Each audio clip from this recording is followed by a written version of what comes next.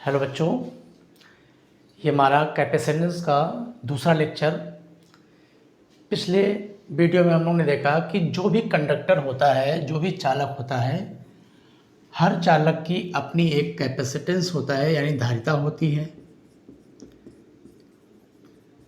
और ये जो कैपेसिटेंस है ये उस चालक के आकार पर यानी उसके साइज़ पे डिपेंड करता था। अगर कंडक्टर की साइज़ ज़्यादा तो उस पर ज़्यादा चार्ज स्टोर हो सकता है, और कंडक्टर की साइज़ कम तो कम चार्ज स्टोर हो सकता है।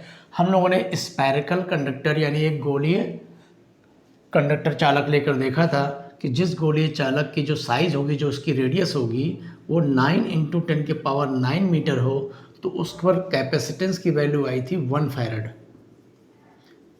और जिसकी हम लोग बात कर रहे थे कि ये जो रेडियस है, एक्चुअल में ये रेडियस बहुत बड़ी है। इस रेडियस का जो स्फीयर होगा वो अर्थ की साइज से लगभग 1000 गुना ज़्यादा बड़ा होगा। तो इस साइज का कैपेसिटर या कंडक्टर बनाना पॉसिबल नहीं है, यानी कोई भी कंडक्टर 1 फैरड कैपेसिटेंस नहीं रख सकता। इसके लिए वो साइज हम नहीं बना सकते। तो बिना साइज को चेंज किए क्या किसी भी कंडक्टर को चार्ज की क्वांटिटी उस पर बढ़ाई जा सकती है? इसके बारे में हम लोग आज बात करेंगे, जिसको हम कंडेंसर कहते हैं।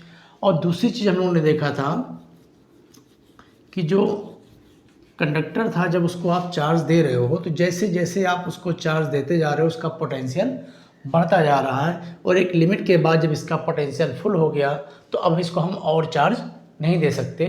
तो चार्ज को एक्वायर करने की, चार्ज को होल्ड करने की अपनी एक इसके पास लिमिट है। उसी लिमिट को हम इसका बोल देते हैं कैपेसिटेंस, इसकी धारिता। ठीक, इतनी चीज़ तो हम लोग समझ गए थे। अब हम देखते हैं कि जब किसी कंडक्टर को चार्ज देते हैं, जैसे जैसे चार्ज दोगे पोटेंशियल बढ़ता जाएगा। तो सपोज़ कर लीजिए आपके पास ये एक कंडक्टर है, किसी भी शेप और साइज़ का मान सकते हैं, कोई नहीं स्फेरिकल मानना। इसके ऊपर शुरुआत में जब चार्ज 0 था तो इसका पोटेंशियल भी 0 था। अभी कोई चार्ज नहीं, कोई पोटेंशियल नहीं, लेकिन इस समय क्या इसका कैपेसिटेंस 0 होगा? तो ये कैपेसिटेंस जो है, जिसको आप हिंदी में धारिता बोलोगे, हमने एक बर्तन का एग्जांपल लेके आपको बताया था कि एक बर्तन ये है, इसके पास कुछ कैपेसिटी है मटेरियल को होल्ड करने की। पानी का एग्जांपल ले ले, पानी को होल्ड करने की अपनी कैपेसिटी है।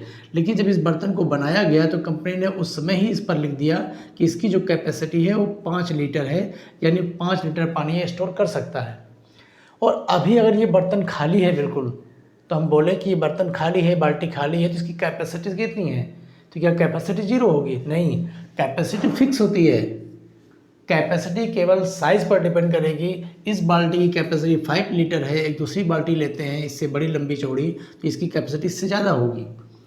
लेकिन इसके अंदर जो क्वांटिटी है, अगर इसमें हम 2 लीटर पानी भर दें और बोले बताइए इसकी कैपेसिटी कितनी है, तो कैपेसिटी वही होगी 5। हाँ, जो क्वांटिटी आपने दी है इससे इसका पोटेंशियल कितना बढ़ा, ये दोनों आपस में रिलेटेड हैं कि इसमें आपने कितनी क्वांटिटी दी, कितना पोटेंशियल बढ़ा, इसमें कितनी क्वांटिटी दी, कितना पोटेंशियल बढ़ा। इस तरह जब कंडक्टर को हम चार्ज देते हैं उसका पोटेंशियल बढ़ता है, तो चार्ज और पोटेंशियल आपस में रिलेटेड हैं कि चार्ज बढ़ाओगे पोटेंशियल बढ़ेगा, चार्ज कम करोगे पोटेंशियल कम होगा। ये दोनों आपस में रिलेटेड हैं। और इसी से हम लोगों ने निकाला था कि जब इस समानुपाती साइन को हटाए थे, प्रोपोर्शनल सिंबल को हटाए थे, तो यहाँ पे कांस्टेंट लिखते थे, जिसको हम बोलते थे प्रोपोर्शनल कांस्टेंट, और इसी को बोलते थे कैपेसिटेंस। ये तो कैपेसिटेंस को डिफाइन करने का तरीका है कि किसी भी कंडक्टर का जो कैपेसिटेंस होता है, एक्चुअल में उसको दिया गया चार्ज और उसके पोटेंशियल में जो भी इंक्रीजमेंट होगा उसके रेशियो से दिया जाता है। ठीक, और डिफिनीशन इस तरह समझते हैं हम लोग, पोटेंशियल का रोल इसमें इस तरह समझते हैं कि जब चार्ज को, किसी कंडक्टर को चार्ज दोगे पोटेंशियल बढ़ेगा, तो यूनिट वोल्ट की चेंजिंग करने के लिए, पोटेंशियल में यूनिट वोल्ट की चेंज करने के लिए जितना चार्ज दे सकते हो वही उसका कैपेसिटेंस है। एक कंडक्टर हमारे पास था जिसमें हमने 10 कूलम का चार्ज दिया, माइक्रो कूलम मान लेते हैं, 10 माइक्रो कूलम का चार्ज दिया तो उसका पोटेंशियल 1 वोल्ट बढ़ गया। एक दूसरा कंडक्टर था, उसका भी हम वोल्टेज 1 वोल्ट बढ़ाना चाहते हैं, लेकिन उसके लिए हमको उसको 25 माइक्रो कूलम देना पड़ा, यानी ज़्यादा चार्ज ने लिया। तो हम कहेंगे वो ज़्यादा चार्ज स्टोर कर सकता है सेम हाइट के लिए, सेम पोटेंशियल के लिए, तो हम कहेंगे वो बर्तन यानी वो कंडक्टर हमारे लिए ज़्यादा अच्छा है कि वो ज़्यादा एनर्जी स्टोर कर सकता है। क्योंकि हमारा टारगेट था कि हम कंडक्टर पर ज़्यादा से ज़्यादा चार्ज स्टोर कर ले, ताकि वो चार्ज बाद में हमें काम आए। और चार्ज को स्टोर करना मतलब एक तरह से एनर्जी को स्टोर करना, हम इलेक्ट्रिक एनर्जी को स्टोर करना चाहते थे। तो हमने क्या लिया, अब हम पता करना चाहते हैं कि किसी कंडक्टर को जब चार्ज करेंगे तो वो कितनी एनर्जी अपने अंदर स्टोर करेगा। तो सपोज़ कर लिए ये कंडक्टर है, इसके पास शुरुआत में चार्ज जीरो, तो इसका पोटेंशियल भी जीरो, लेकिन जो कैपेसिटेंस होगा वो जीरो नहीं होगा। कैपेसिटेंस एक बार फिक्स हो गया, अगर इस कंडक्टर का कैपेसिटेंस सी है, इस चालक की धारिता अगर सी है तो वो सी ही रहेगी। चार्ज कितना दे रहे हो, पोटेंशियल कितना पड़ रहा है, उसका कैपेसिटेंस से कोई लेना देना नहीं है। ठीक है, ये हम लोग पढ़ चुके थे। देखिए, तो चार्ज शुरुआत में जीरो, पोटेंशियल जीरो, लेकिन कैपेसिटेंस वही रहेगा। अब हम इस पर चार्ज थोड़ा थोड़ा बढ़ाते जा रहे हैं। सपोज़ कर लो चार्ज के सपोज़ कर लिए कि ये चार्ज हमको टोटल चार्ज क्यों देना था, लेकिन वो चार्ज छोटे छोटे हम टुकड़े में दे रहे हैं। तो पहला हमने इसको पहली किस्त इसको दी और वो चार्ज इसके सरफेस पर फैल गया। मान लीजिए हमने पहली किस्त जो इसको दी है वो क्यू, यानी हमने चार्ज दिया क्यू। तो अब इसका पोटेंशियल जीरो नहीं होगा क्योंकि इसके पास कुछ चार्ज आ चुका है। तो इस केस में मान लीजिए इसका पोटेंशियल हो गया वी डैश, और ये वी डैश कितना होगा हम निकाल सकते हैं। पोटेंशियल का formula charge given upon capacitance, यानी इस समय जब हमने इसके पास चार्ज देखा क्यू है तो उस समय इसके पास इतना पोटेंशियल आ गया क्यू बाई सी। अब चार्ज और बढ़ाएंगे, पोटेंशियल और बढ़ेगा। इस तरह से हम इसको बार बार चार्ज देते गए और जो फाइनली हम इसको टोटल चार्ज दे चुके उस समय हमने चेक किया इसका पोटेंशियल बढ़ते बढ़ते वी हो गया। ठीक, अब हम बीच की कहानी को उठाते हैं कि जिस समय इसके पास चार्ज क्यू था, स्मॉल क्यू, और उस समय इसके पास पोटेंशियल था क्यू बाई सी। इस केस में जब अगली किस्त हम दिए होंगे, मान लीजिए इस केस में हम थोड़ा सा एक चार्ज देते हैं डी क्यू, बहुत ही स्मॉल चार्ज डी क्यू देते हैं, तो उसके लिए हमें क्या वर्क करना पड़ेगा। तो पहले तो ये बात होती है कि वर्क क्यों करना पड़ेगा। कंडक्टर को आप चार्ज देते जा रहे हो, इसके लिए वर्क क्यों करना पड़ेगा, क्योंकि जब भी किसी कंडक्टर को चार्ज करोगे, शुरुआत में जब चार्ज जीरो था, पोटेंशियल जीरो था, जैसे ही आपने पहली किस्त दी चार्ज की, वो चार्ज इसके सरफेस पर यूनिफॉर्मली फैल गया। अब दूसरी किस्त जब आप चार्ज की देने आएंगे कि छोटा सा चार्ज डी क्यू मान लो इसको और दे दें, तो क्या होगा, जो चार्ज इसके सरफेस पर ऑलरेडी पहले से हैं वो इस चार्ज को क्या करेंगे, रिपेल करेंगे, प्रतिकर्षित करेंगे। इसलिए अब अगला किस्त देना इतना आसान नहीं होगा।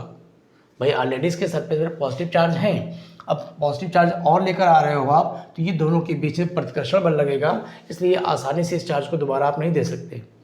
अब इस प्रतिकर्षण बल के विरुद्ध आपको चार्ज जबरदस्ती देना पड़ेगा, इसके लिए आपको कुछ वर्क करना पड़ेगा। तो इसीलिए हम कहते हैं कि जब किसी कंडक्टर को हम चार्ज करते हैं तो एक्सटर्नल एजेंट के द्वारा उसके ऊपर कुछ वर्क किया जाता है, और वो जो वर्क किया जाएगा वही वर्क इसके अंदर एनर्जी के फॉर्म में स्टोर होता है, जिसको हम इसकी इलास्टिक पोटेंशियल एनर्जी बोलते हैं, वैद्युत स्थितिज ऊर्जा बोलते हैं। वही हमको आज निकालना है। तो कहानी समझ में आई, पहले charge zero, potential zero, charge बढ़ाते जा रहे हैं, पोटेंशियल बढ़ता जा रहा है, लेकिन चार्ज बढ़ाते जा रहे हैं तो हमको ताकत भी ज़्यादा लगानी पड़ रही है। पहले चार्ज दिया गया, दोबारा चार्ज लाए, थोड़ा ताकत लगी, और ज़्यादा चार्ज आ गया। अब अगली किस्त लाएंगे तो और ज़्यादा फोर्स लगेगा, और ज़्यादा वर्क करना पड़ेगा। जैसे जैसे चार्ज की क्वांटिटी बढ़ती जा रही, वर्क की वैल्यू भी बढ़ती जाएगी, आपको ज़्यादा से ज़्यादा ताकत लगानी पड़ेगी। यानी जो आपको ताकत लगानी पड़ रही, जो वर्क करना पड़ रहा है, वो भी कांस्टेंट नहीं है, वो भी वेरिएबल है, फोर्स भी वेरिएबल है, क्योंकि चार्ज की क्वांटिटी बढ़ती जाएगी तो फोर्स भी बढ़ता जाएगा। तो हम इस बीच वाले केस को उठाते हैं कि जिस समय उसके पास चार्ज क्यू था उस समय उसके पास पोटेंशियल बढ़ के क्यू बाई सी हो चुका था, और इस अवस्था में अगर इसको एक small amount of charge D Q दिया जाए तो उसके लिए जो स्मॉल अमाउंट ऑफ वर्क होगा वो कितना होगा, D W is equal, formula बताइए, वर्क का formula V into Q, potential into volt charge. तो चार्ज कितना देना है, D Q, potential V dash. ठीक भाई, W equal to V into D Q होता है ना, आगे पीछे से कोई फर्क नहीं पड़ता, आप इसको ऐसे लिख दीजिए। ये फॉर्मूला हम लोग कहाँ से पढ़े, पोटेंशियल का। यूनिट चार्ज को मूव कराने के लिए जो वर्क करना पड़ता है वही पोटेंशियल। अब इस पर ऑलरेडी पोटेंशियल हमको मालूम है कितना है इस पर, और कितना चार्ज हम इसको देने जा रहे हैं डी क्यू, तो वर्क कितना करना पड़ेगा, वी इंटू डी क्यू। तो इसके लिए हमको कितना स्मॉल अमाउंट ऑफ वर्क करना पड़ा, वो हो गया V dash into D Q, जिसमें से वी डैश की वैल्यू ऑलरेडी हमको मालूम है क्यू बाई सी। तो इतना वर्क करना पड़ा। तो ये वर्क कब करना पड़ा, जब हम small amount of charge D Q दे रहे थे। अब इसी को हम मैथमेटिकली इंटीग्रेट करके फॉर्मूला निकाल सकते हैं कि शुरुआत जीरो से लेकर फाइनली जब क्यू चार्ज हमने इसको दे दिया तो जीरो से लेकर क्यू चार्ज देने तक टोटल कितना वर्क डन होगा।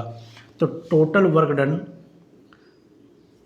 कितना आ गया, integration of Q by C into D Q. Limit क्या लगाएंगे, चार्ज शुरुआत में जीरो था और फाइनली हो गया कैपिटल क्यू। तो 0 से लेकर कैपिटल Q तक इसको चार्ज देने के लिए टोटल वर्क निकालने का तरीका हो गया। अब इसमें देखिए C कैपेसिटेंस है, ये तो कांस्टेंट है, ये चेंज नहीं होता, बाहर आ गया 1/c। इंटीग्रेशन किसका होगा, Q with respect to D Q, limit 0 to Q। इसको सॉल्व किया गया 1/c, ये कितना आ जाएगा Q²/2, limit 0 to Q। Upper limit minus lower limit solve कर लीजिए, कितना मिल गया आपको Q²/2 माइनस 0, यानी सीधे सीधे हम कह दें हाफ Q²/c। ये इतना वर्क करना पड़ा और यही वर्क जो होगा इसकी इलास्टिक पोटेंशियल एनर्जी कहलाएगा, इलास्टिक पोटेंशियल एनर्जी, या इसी को हम बोल देंगे stored energy, energy stored energy. यानी उस चालक को जब हमने चार्ज किया तो उसके पास कितनी एनर्जी स्टोर हुई, उस एनर्जी का फॉर्मूला हमको मिला हाफ Q²/c। एक ऐसा कंडक्टर जिसकी कैपेसिटेंस C है, उसकी धारिता C है, उसको Q चार्ज अगर आप देना चाहते हो तो इसके लिए उसके पास कितनी एनर्जी स्टोर होगी, आपको कितना वर्क करना पड़ेगा, तो हाफ Q²/c। इस फार्मूले को दो अलग अलग टर्म में हम और बता सकते हैं। एक हम जानते हैं कि जो चार्ज था, जब हम इसको चार्ज दिए थे उसका पोटेंशियल भी बढ़ा था, जब फाइनली हमने चार्ज Q दिया था पोटेंशियल बढ़ के V हो गया था। तो जब Q चार्ज को पोटेंशियल के फॉर्म में लिखना चाहते हो तो Q इक्वल टू होता है CV, C capacitance, V potential. तो इस Q की जगह पे अगर हम CV लिख दें तो यही फार्मूला हमारा बन जाएगा Q equal to half, Q की जगह पे CV लिखेंगे तो C²V², एक C कैंसिल होगा तो हाफ CV²। यानी किसी कंडक्टर की या कैपेसिटर की जो एनर्जी स्टोर है उसका फॉर्मूला हाफ CV² भी हो सकता है। तीसरा, अगर कैपेसिटेंस जो C था ये तो वैसे भी नहीं चेंज होना है, फाइनली जो कंडीशन आई Q चार्ज पर V पोटेंशियल है, तो इस समय अगर कैपेसिटेंस देखें तो फॉर्मूला बनेगा Q/V। अगर हम इस C की जगह पे Q/V लगा दें तब फॉर्मूला देखिए क्या बनता है। अगर हम C की जगह पर Q/V यूज करें तो पोटेंशियल एनर्जी का फॉर्मूला आएगा, यहाँ पे C की जगह पे आप Q/V यूज करोगे तो एक Q कैंसिल होगा और जो अपान V था वो ऊपर गया तो आ गया हाफ QV। तो किसी कंडक्टर को चार्ज करने के लिए उसके पास जो एनर्जी स्टोर होती है उसके लिए मेरे पास देखिए तीन फॉर्मूले हो गए, हाफ Q²/c, हाफ CV² या हाफ QV। इतनी बात समझ गए। अच्छा, अब इसमें देखिए एक बहुत ही इंटरेस्टिंग पॉइंट आएगा, या चलिए इसको हम लोग कंडेंसर पढ़ेंगे, अभी इसको रहने दीजिए। तो किसी कंडक्टर को जब हमने चार्ज किया तो उसकी एनर्जी के तीन फॉर्मूले हो गए। तो कंडक्टर के बारे में हमने कितनी बातें समझ ली, हर कंडक्टर को चार्ज करने के लिए कुछ वर्क करना पड़ेगा, उस वर्क को एनर्जी कहा गया, वो हमने निकाल लिया। जब कंडक्टर को चार्ज करना चाहोगे तो इसको चार्ज देते जा रहे हैं और इसका पोटेंशियल बढ़ता जा रहा है, एक लिमिट तक पोटेंशियल बढ़ेगा, उसके बाद पोटेंशियल नहीं बढ़ सकता, यानी इसको हम और चार्ज नहीं दे सकते। तो हर कंडक्टर के पास चार्ज को एक्वायर करने की, चार्ज को होल्ड करने की अपनी एक लिमिट है, एक कैपेसिटी है, उसी का नाम रखा गया था कैपेसिटेंस ऑफ कंडक्टर, चालक की धारिता।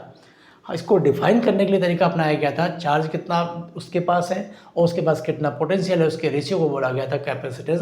लेकिन ध्यान रखेंगे कैपेसिटेंस चार्ज या पोटेंशियल पर डिपेंड नहीं करता, कैपेसिटेंस उस चालक की साइज पर डिपेंड करता है, उसके आकार पर डिपेंड करता है। यहाँ तक हम लोग समझ गए थे।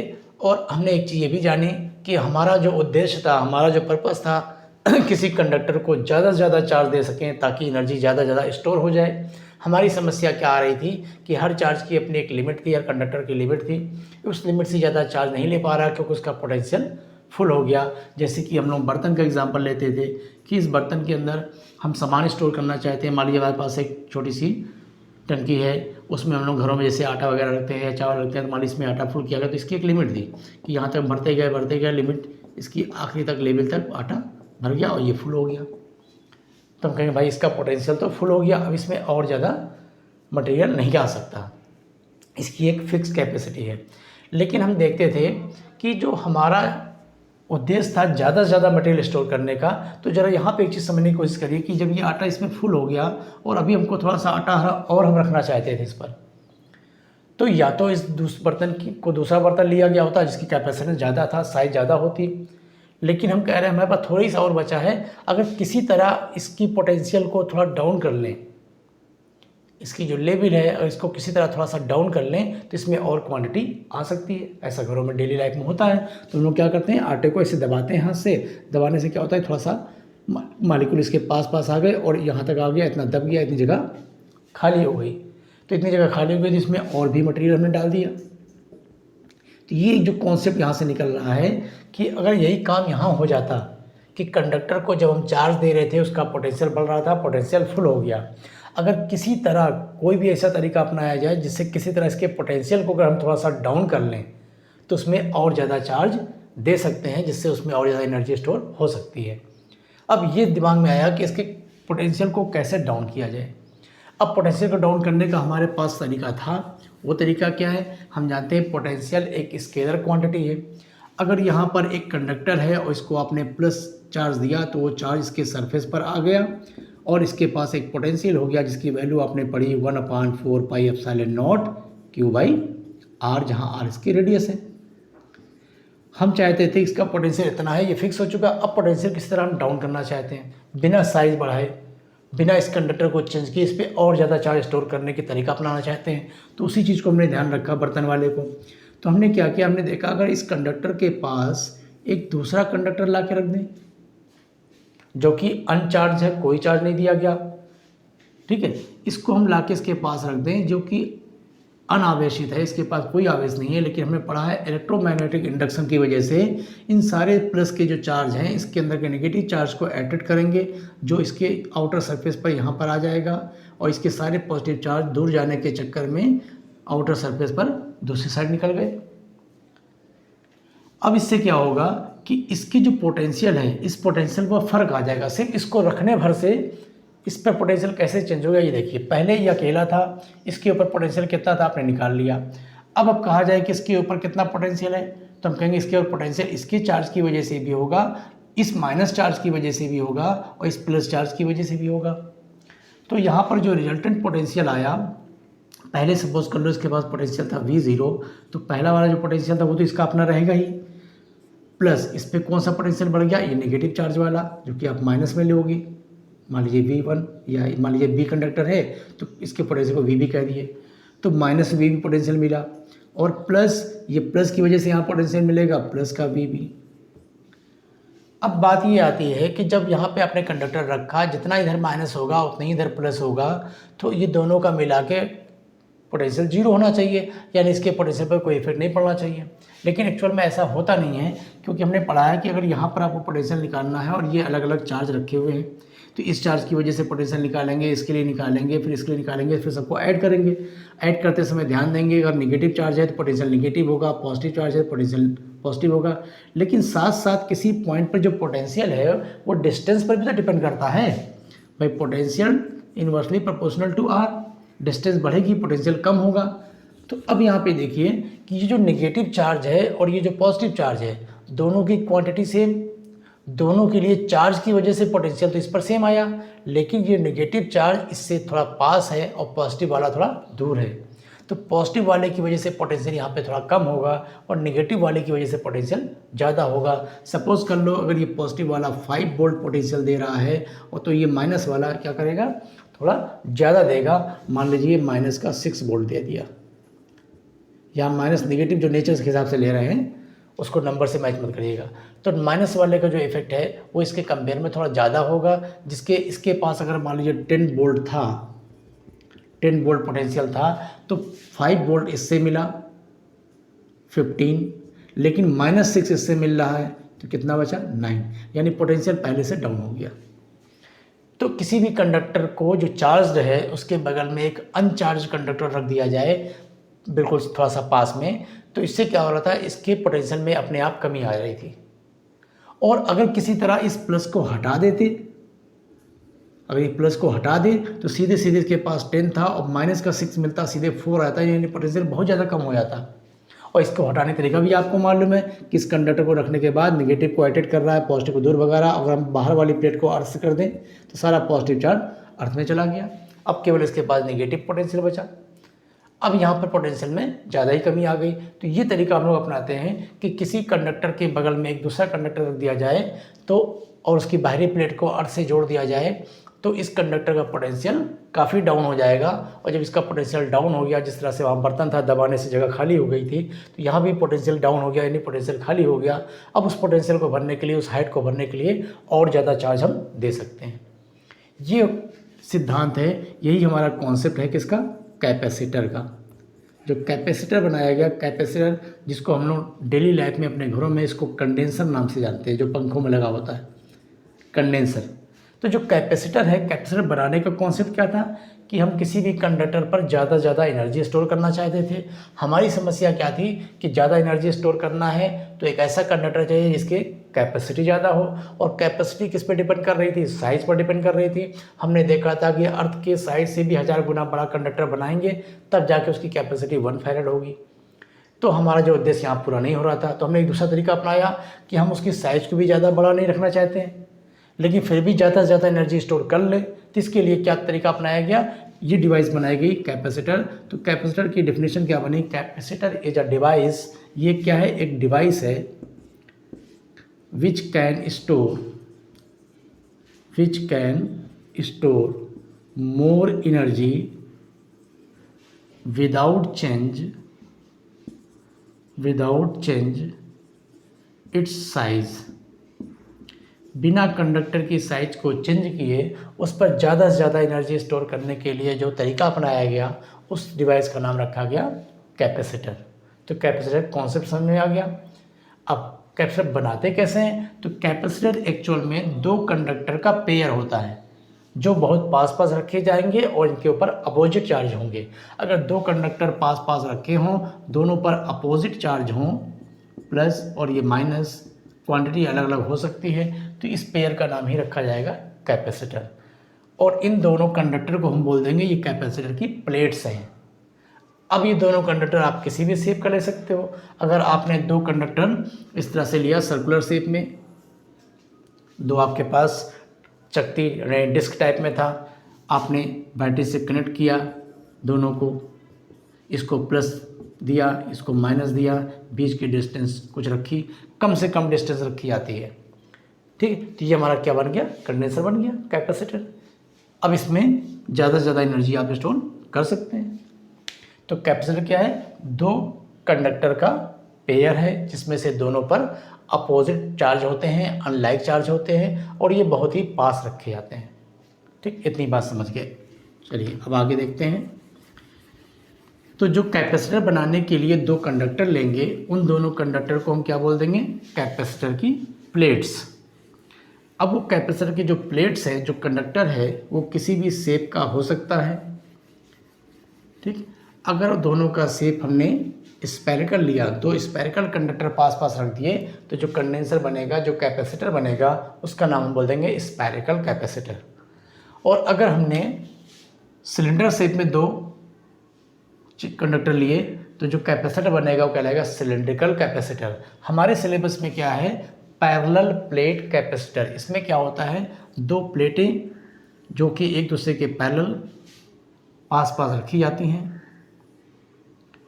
इनमें से एक प्लेट पॉजिटिव चार्ज होगी और एक प्लेट नेगेटिवली चार्ज होगी। बीच की इसकी डिस्टेंस है d, इसकी आउटर सरफेस को अर्थ से जोड़ दिया गया, ठीक। ये हमारा कैपेसिटर बन गया। इसमें हर एक प्लेट की एरिया सेम ली जाती है।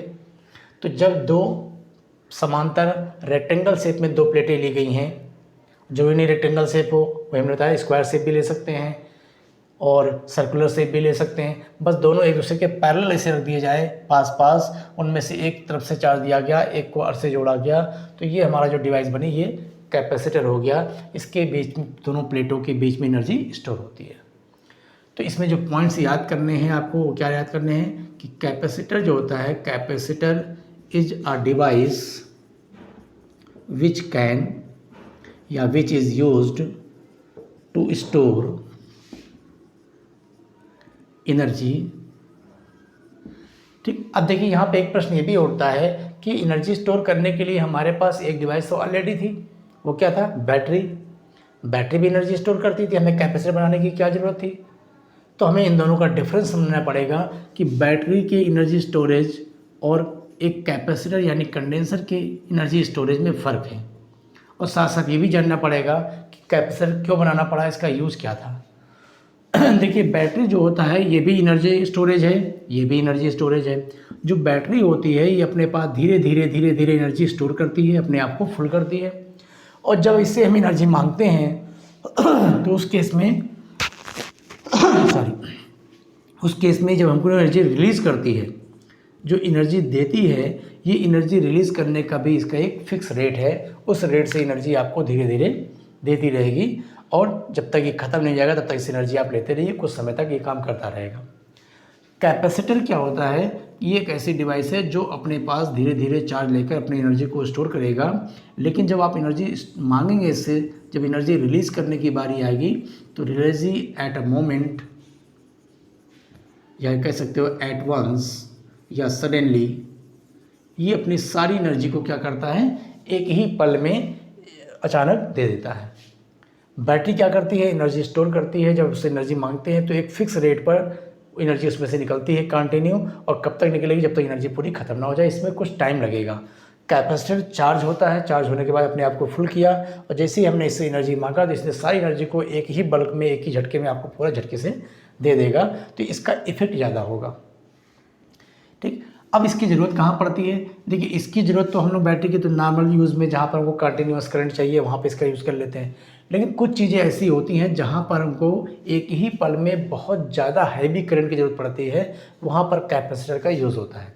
कहाँ कहाँ यूज़ होता है इसको देखते हैं। जैसे हमारे घरों में जो फ़ैन होते हैं, पंखे, कूलर की मोटर वगैरह या कूलर के पंखे वगैरह, देखिए जहाँ भी पंखा होगा, जहाँ भी कोई मोटर होगा, पानी की मोटर हो गई, वहाँ पर देखिए लगा होता है। ये सब जगह पर आपको कंडेंसर मिलेगा। पहचानते हैं कंडेंसर? ज़्यादातर घरों में, पंखे में, कूलर में आपने देखा सिलेंड्रिकल शेप में एक डिब्बी जैसा ऐसे बना होता है। इस पर 2 पिन निकली होती हैं जिस पर हम लोग कनेक्शन करते हैं। यही होता है कैपेसिटर।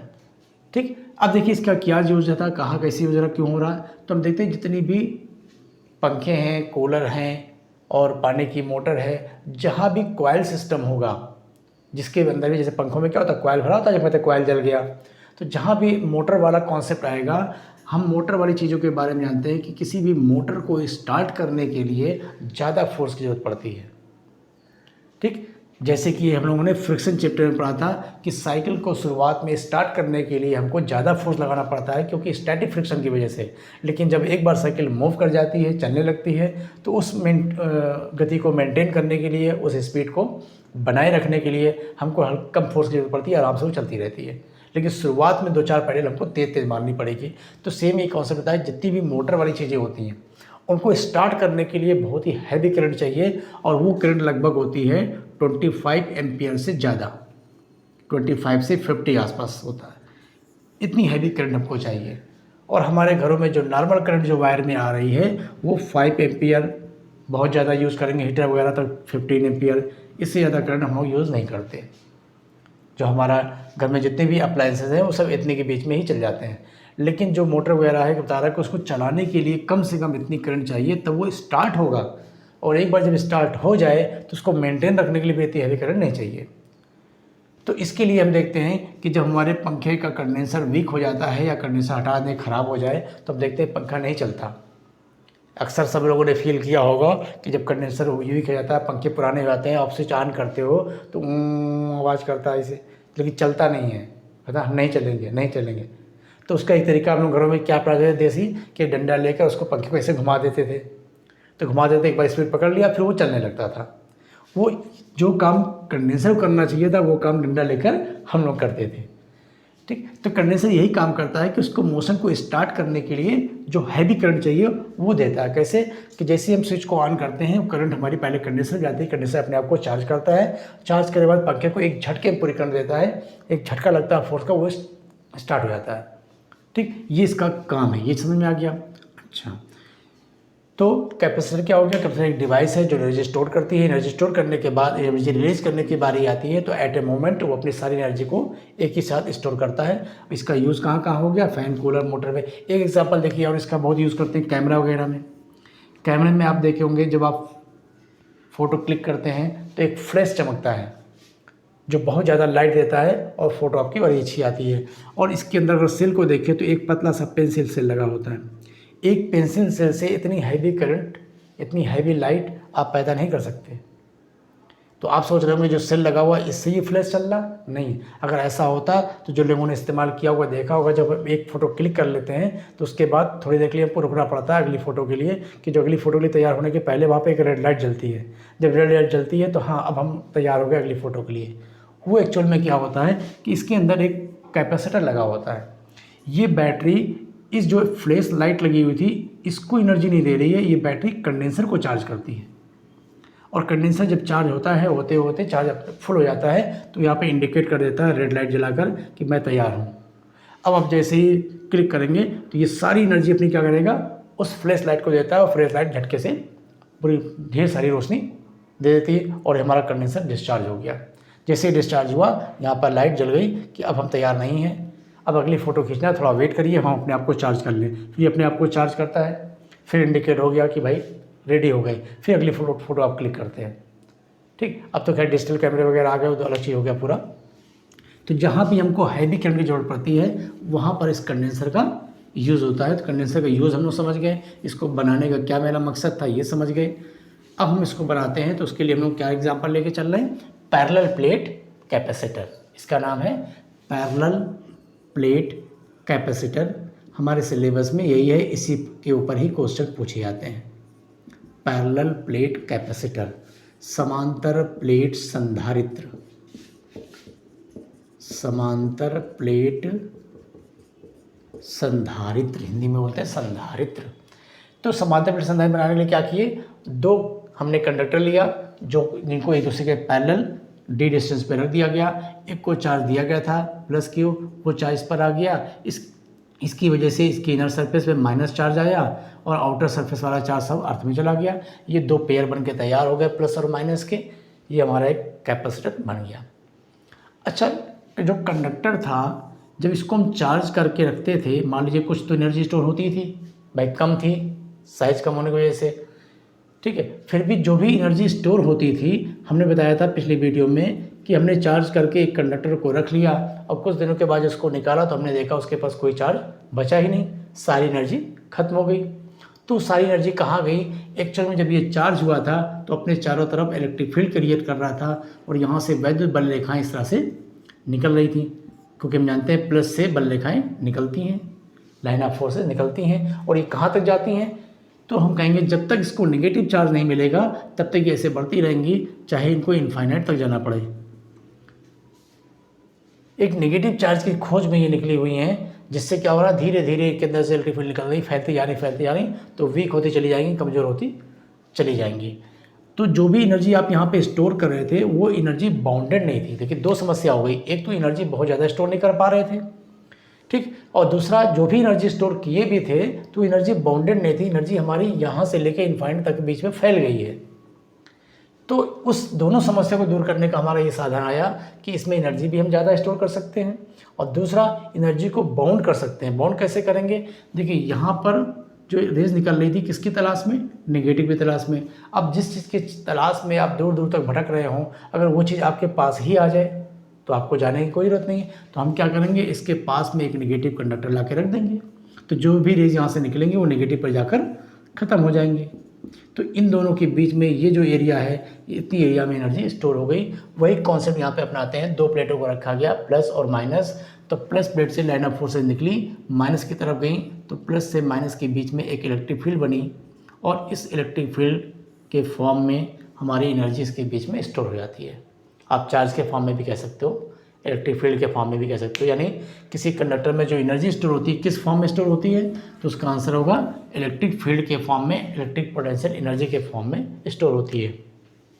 दूसरी चीज़, किसी भी कंडक्टर की बात की जाए तो किसी भी कैपेसिटर में दो कंडक्टर होते हैं, सेम चार्ज की वैल्यू होगी, मैग्नीट्यूड सेम डिफरेंट भी हो सकता है, वो अलग केसेस हो जाते हैं रेयर केस में। अभी आप नॉर्मल समझेंगे कि दोनों प्लेट की एरिया सेम, दोनों प्लेट पर चार्ज सेम, एक पर प्लस एक पर माइनस, यानी किसी भी कंडेंसर पे जो नेट चार्ज होगा, net charge on any capacitor, किसी संधारित्र पर नेट आवेश कितना होगा, जीरो। हमेशा किसी भी कंडक्टर पर किसी भी कैपेसिटर पर नेट चार्ज हमेशा कितना होगा, 0। तो इसका मतलब जो हम बात करते हैं कि एक कंडेंसर है उस पर 5 माइक्रोकूलम का चार्ज है, तो एक्चुअल में जो चार्ज की बात करते हैं वो किसी एक प्लेट का चार्ज बताते हैं, लेकिन नेट चार्ज की वैल्यू पूछे कभी तो क्या कर लिखेंगे, 0। तो जब भी हम किसी चार्ज की बात करते हैं तो when we talk about charge on capacitor, तो जब भी हम कैपेसिटर पर किसी चार्ज की बात करते हैं तो इसका मतलब then we talk about charge on any one plate, तो हम किसी एक प्लेट पर चार्ज की बात करते हैं। तो जनरली हम जब कहते हैं कि कंडेंसर पर इतना चार्ज है तो एक्चुअल में हम किसी एक प्लेट का चार्ज बता रहे हैं, नेट चार्ज कितना होगा, 0। अच्छा, तीसरी बात आती है कि जो कंडेंसर आपने बना के तैयार किया, जो कैपेसिटर बनाया, उसका कैपेसिटेंस कितना होगा और किस पर डिपेंड करेगा। तो कहानी पूरी वही होगी, जो कैपेसिटेंस होता है वो साइज पर ही डिपेंड करेगा और किसी चीज़ पर डिपेंड नहीं कर रहा है। अब क्या क्या चीज़ों पर डिपेंड कर रहा है, देखिए कैपेसिटेंस ऑफ कंडक्टर या कैपेसिटेंस ऑफ कैपेसिटर, इस जो संधारित्र आपने बनाया इसकी जो धारिता होगी किस पे डिपेंड करेगी। तो पहला डिपेंड करेगी प्लेटों की जो एरिया ले रहे हो, जो भी आपने 2 प्लेटें रखी हैं उसकी ये एरिया, क्योंकि ये एरिया जितनी लंबी चौड़ी होगी, जितनी चौड़ी चौड़ी प्लेटें होंगी उसके बीच में जगह भी उतनी ज़्यादा होगी, सिंपल सा कॉन्सेप्ट है। दूसरा, प्लेटों के बीच की डिस्टेंस के इन्वर्सली प्रोपोर्शनल, क्योंकि प्लेट के बीच की डिस्टेंस बढ़ाओगे कैपेसिटेंस कम होगा। अब बात करेंगे कि अगर आप साइज़ की बात करते हैं, आप कहोगे भाई आप साइज़ बता रहे थे ज़्यादा होगा तो कैपेसिटी ज़्यादा होगा, तो साइज़ बढ़ाना है, बीच की जगह बढ़ाना है, तो प्लेट चौड़ी चौड़ी ले लिए और प्लेट को दूर कर दिए, बीच में जगह ज़्यादा हो गई। तो जब बीच में जगह ज़्यादा हुई यानी डिस्टेंस भी प्लेट की बढ़ाएं तो कैपेसिटी तो बढ़ना चाहिए था, लेकिन ऐसा क्यों नहीं रहा, क्योंकि जितनी ज़्यादा आप प्लेट को दूर करोगे इलेक्ट्रिक लाइन ऑफ फोर्स से उतनी दूर जाएंगी, फैलेंगी, जिससे एनर्जी क्या होगी, फैल रही, डिस्ट्रीब्यूट हो रही है, तो क्वांटिटी उसकी कम होगी, इलेक्ट्रिक फील्ड वीक होती जाएगी। तो प्लेट के बीच की डिस्टेंस को कम से कम रखा जाता है, जितनी कम रखेंगे कैपेसिटेंस जो होगा उतनी ज़्यादा होगा। तो समांतर प्लेट संधारित्र की जो धारिता होती है 2 बात पर डिपेंड कर रही है, एक तो प्लेटों के क्रॉस सेक्शन एरिया जो है, जो भी एरिया आपस में आमने सामने हो रही है। इसमें कभी कभी ये केस हो सकता है, जैसे मान लीजिए हमने जो 2 प्लेटें रखी हुई हैं कंडेंसर बनाने के लिए, उनको हमने ऐसे रख दिया, पैरेलल तो रखा लेकिन बिल्कुल आमने सामने नहीं रखा। तो इस केस में क्या किया जाए, तो इस केस में जितनी एरिया ओवरलैप होती है सिर्फ उतनी एरिया हम लेंगे, कंडेंसर सिर्फ इतनी एरिया में बनेगा, ये एरिया और ये एरिया यूजलेस हो जाएगी। इसीलिए कहा जाता है कि दो प्लेटें होती है, दोनों की एरिया कॉमन ली जाती है। लेकिन अगर प्लेट अलग अलग सीक्वेंस में अलग अलग पोजीशन में आप रखते हैं तो जो ओवरलैपिंग एरिया होगी सिर्फ उससे मतलब रखेंगे। तो यहाँ पे आप ये भी कह सकते हो कि किसी कैपेसिटर की जो कंडेंसर की कैपेसिटी है वो उसकी ओवरलैपिंग एरिया के डायरेक्टली प्रोपोर्शनल, यहाँ पे ओवरलैपिंग हम लिख दे रहे हैं, ओवरलैपिंग एरिया, जो भी ओवरलैपिंग एरिया होगी उसके डायरेक्टली प्रोपोर्शनल, और इनकी जो बीच की डिस्टेंस है उसके इनवर्सली प्रोपोर्शनल। और तीसरा एक चीज़ आगे चल के भी हम और पढ़ेंगे कि इनकी बीच की कैपेसिटेंस को बढ़ाने का एक तरीका और है। वो तरीका क्या है कि इसके बीच में कोई डाइलेक्ट्रिक मीडियम भर दिया जाए, तो जो डाइलेक्ट्रिक मीडियम भरेंगे उससे इसकी कैपेसिटी बढ़ेगी और वो डिपेंड करेगी डाइलेक्ट्रिक मीडियम के डाइलेक्ट्रिक कांस्टेंट पर। इन 3 बातों पर किसी कंडेंसर की कैपेसिटी डिपेंड करती है, एरिया पर, बीच की डिस्टेंस पर और इसके बीच में जो भी डाइलेक्ट्रिक मीडियम भरा जाएगा उसके कांस्टेंट पर। अब थोड़ा ये कहानी समझते हैं कि डाइलेक्ट्रिक के बारे में, कि एक्चुअल में डाइलेक्ट्रिक क्या करता है या इसकी जो कैपेसिटेंस उसका फॉर्मूला क्या होगा। देखिए इन 3 बातों पर डिपेंड करता है। अगर इसको हम मिलाते हैं तो आपको मिल जाएगा A/K/D, प्रोपोर्शनल सिंबल हटाते हैं तो एक कांस्टेंट लेते हैं एप्सिलॉन नॉट, तो ये हो गया एप्सिलॉन नॉट Ka/D। ये पैरेलल प्लेट कैपेसिटर का कैपेसिटेंस हो गया, समांतर प्लेट संधारित्र की धारिता हो गई। ये फार्मूला हम लोग ऐसे ही पढ़ लिए, किस पे डिपेंड करता है उसके बेस पे निकाल लिए। एक्चुअल में ये फार्मूला कैसे निकल रहा होगा इस चीज़ को देखिए फार्मूले में समझते हैं कि फार्मूला कहाँ से आया।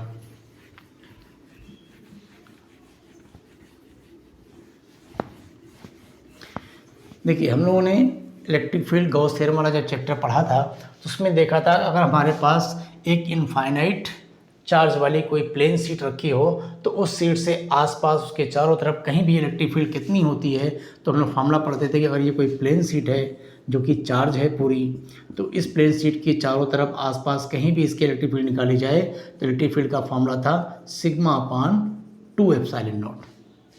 फिर साथ में हमने पढ़ा था कि अगर दो प्लेन शीट अगल बगल रख दी जाए जिसमें से एक पॉजिटिवली चार्ज हो और एक नेगेटिवली चार्ज हो, तो ऐसे केस में इन दोनों प्लेट के बाहर इस साइड या इस साइड कहीं भी इलेक्ट्रिक फील्ड जीरो होती है और इन दोनों प्लेटों के बीच में कहीं इलेक्ट्रिक फील्ड निकालेंगे तो इसके लिए भी इलेक्ट्रिक फील्ड यहाँ काम करेगी, इसके लिए भी काम करेगी। फॉर्मूला दोनों के लिए एक ही होगा, सिग्मा अपान 2 एप्सिलॉन नॉट।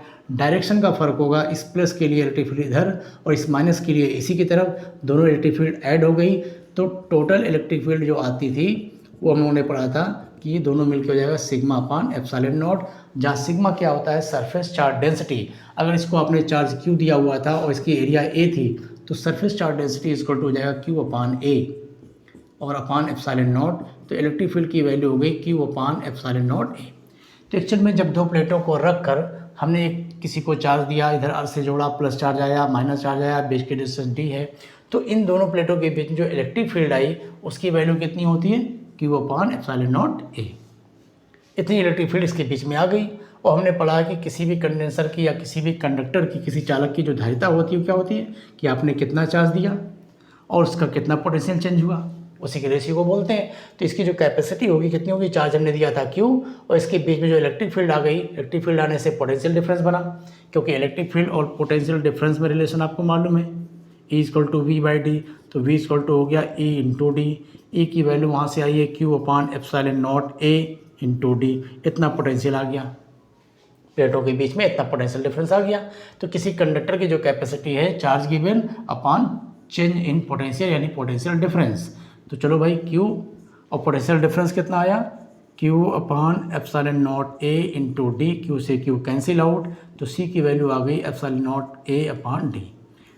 तो किसी कैपेसिटर की यानी संधारित्र की धारिता का फॉर्मूला क्या बना epsilon naught A upon D. ये तब था जब प्लेटों के बीच में एयर हो। अगर इन प्लेटों के बीच में कोई डाइलेक्ट्रिक मीडियम भर दिया जाए जिसका डाइलेक्ट्रिक कांस्टेंट K है तो वो कैपेसिटी बढ़ के हो जाएगी epsilon naught KA upon D, जो यही फॉर्मूला हमारा आ रहा था जो भी हम लोग पहले थ्योरिकल पढ़े थे। तो फॉर्मूले से भी दिखला दिया गया प्रूफ करके फॉर्मूला ऐसा कहाँ से आया। तो हमने देखा कि जब प्लेटों के बीच में एयर था नॉर्मल कंडीशन में इसका जो कैपेसिटेंस था epsilon naught A upon D, और जब प्लेटों के बीच में कोई डायरेक्ट्रिक मीडियम भर दिया गया तब इसकी कैपेसिटेंस हो गया epsilon naught KA upon D. अगर इन दोनों को डिवाइड करें तो C naught upon C is equal D से D cancel, epsilon naught A cancel, क्या बचा 1/K, यानी C is equal to C naught K। तो पता ये चला कि डायरेक्ट्रिक मीडियम भरने से कैपेसिटेंस बढ़ रहा है। पहले कैपेसिटेंस C नॉट था, जो भी हमने डायलेक्ट्रिक मीडियम भरा उसके डायलेक्ट्रिक कांस्टेंट की वजह से अब कैपेसिटेंस डायलेक्ट्रिक कांस्टेंट का टाइम्स हो गया, जितने भी डायलेक्ट्रिक कांस्टेंट जो वैल्यू होगी उतने ही टाइम्स कैपेसिटी बढ़ जाएगी। तो इस बात को नोट कर लेंगे कि डायलेक्ट्रिक भरने से क्या होता है कैपेसिटेंस बढ़ता है। तो capacitance of capacitor increases when a dielectric slab या dielectric medium is filled between plates. और कितना बढ़ेगा, जो भी डायलेक्ट्रिक मीडियम का कांस्टेंट होगा उस कांस्टेंट के टाइम्स हमारी कैपेसिटेंस इंक्रीज कर जाएगी C नॉट इंटू के होता है डायलेक्ट्रिक कांस्टेंट ऑफ मीडियम। और आपने पढ़ा होगा डायलेक्ट्रिक कांस्टेंट ऑफ मीडियम की जो वैल्यू होती है ये एयर के लिए 1 होती है। एयर के केस में ये 1 होता है, एयर के केस में इसको हटा देते हैं। अगर एयर बीच में भरी हुई है तो दोनों कैपेसिटी सेम है, यानी कोई इफेक्ट नहीं पड़ेगा। और एयर के अलावा कोई भी डायलेक्ट्रिक मीडियम लेते हैं तो के की वैल्यू हमेशा 1 से ज़्यादा होती है। इसलिए जब भी कोई डायलेक्ट्रिक मीडियम भरेंगे तो कैपेसिटेंस हमेशा बढ़ेगा। लेकिन मेटल के लिए आपने पढ़ा था कि मेटल का डायलेक्ट्रिक कांस्टेंट इनफाइनाइट होता है, यानी इन दोनों प्लेट के बीच में कोई मेटल की स्लेब रख दी जाए पूरी फुल या एक मेटल का वायर कनेक्ट कर दिया जाए तो कैपेसिटेंस इनफाइनाइट हो जाएगा। ये बात याद रखिएगा, जब दोनों प्लेट को एक कंडक्टिंग वायर से जोड़ दिया जाए या इसके बीच में एक मेटल की पूरी ऐसी स्लेब रखी जाए जो दोनों तरफ बिल्कुल टच कर जाए तो उस केस में क्या होगा, के की वैल्यू इनफाइनाइट रखेंगे, कैपेसिटेंस हमारा 0 हो जाएगा। ठीक, इतनी बात समझ गए। चलिए, तो कैपेसिटर क्या होता है वो समझ गए, पैरेलल प्लेट कैपेसिटर देख लिया हमने। और उस पैरेलल प्लेट कैपेसिटर की कैपेसिटेंस क्या होगा इसको भी समझ गए। डाइलेक्ट्रिक मीडियम बनने से कैपेसिटेंस बढ़ रहा है, इसको समझ गए।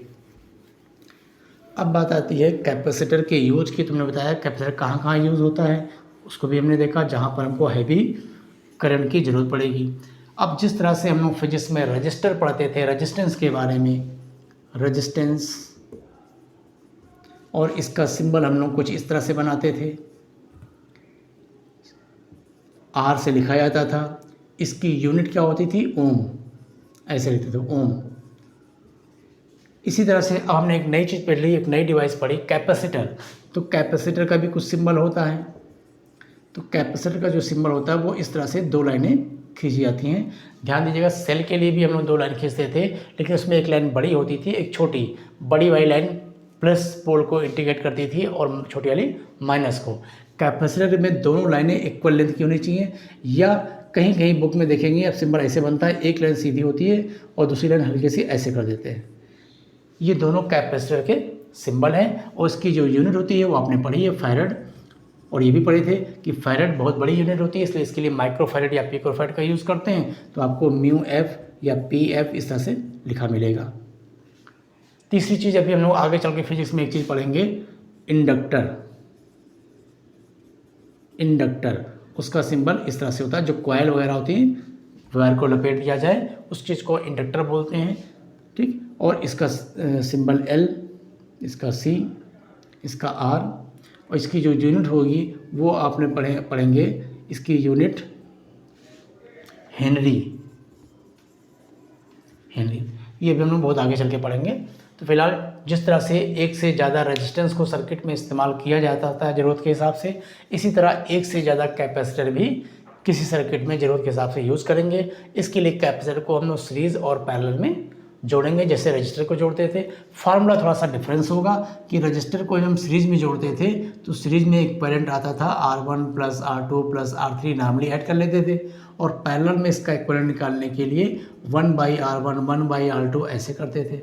यहाँ जस्ट उल्टा होगा कि जब एक से ज़्यादा कैपेसिटर आप यूज़ करोगे तो जब सीरीज में यूज करोगे तो फार्मूला ये वाला लगेगा 1/C1 1/C2, और पैरेलल में इसको नॉर्मली ऐसे ही ऐड कर लेंगे, ठीक है। तो ये फार्मूला जस्ट उल्टा आता है, लेकिन कॉन्सेप्ट सेम है। फार्मूला अपने आप बन के भी हम लोग देखते हैं, फार्मूला अपने आप बन के ऐसा हो जा रहा है, उल्टा जस्ट आ जा रहा है, लेकिन कॉन्सेप्ट चेंज नहीं। कॉन्सेप्ट उल्टा मत करिएगा। कॉन्सेप्ट हमने पढ़ा है कि सीरीज में जब भी रजिस्टर जोड़े जाते हैं तो जितने भी रजिस्टर जोड़े जाएंगे सब में करंट सेम, और वोल्टेज यानी पोटेंशियल डिफरेंस हर रजिस्टेंस का अलग अलग। सेम वही कहानी यहाँ होगी, जब कैपेसिटर को आप सीरीज में जोड़ेंगे तो सबके ऊपर चार्ज सेम, लेकिन पोटेंशियल डिफरेंस सबका अलग अलग, ठीक है। तो ये पूरा जो कॉन्सेप्ट है वो सेम है, मैच कर रहा है। हाँ, फार्मूला उल्टा आ जा रहा है, वो हम लोग सॉल्व करके देखेंगे, फार्मूला अपने आप उल्टा आएगा। तो सीरीज और पैरेलल कॉम्बिनेशन ऑफ कैपेसिटर अब हम लोग को पढ़ना है, ठीक है। सीरीज और पैरेलल कॉम्बिनेशन क्या होगा कैपेसिटर का, उसके बारे में स्टडी करते हैं।